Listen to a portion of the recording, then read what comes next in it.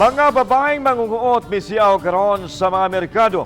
Usa sa gibiktima, mamalitay sa Tabunok Public Market sa Dakbayan sa Talisay. Pagpanguot na hulikan. Detalye sa report ni Femari Dumabok.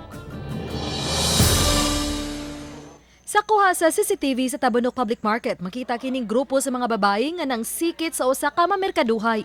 Sa dihang nabisi na ang biktima, ang usa kanila paspas ang mga kamot sa pagkuot sa bag sa biktima. Ang CCTV footage kuha sa niaging simana pa. Apan gingong subli na usab na biktima ang mga babaeng mangunguot niya adtong Martes. Di nakakuha gyud sila og 15,000 pesos nga balor sa cellphone ug kwarta.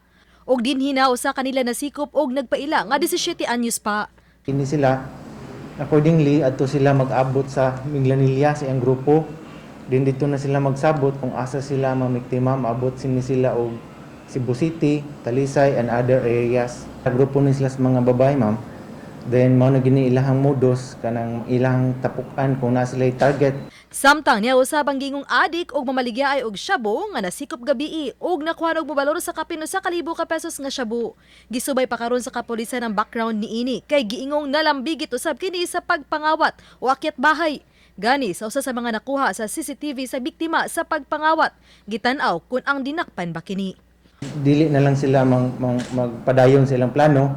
If mosulod sila diri sa Talisay, marakpan gid sila. Uba ni John Solon, ako si Femari Dumabok. Balitang Bisdak.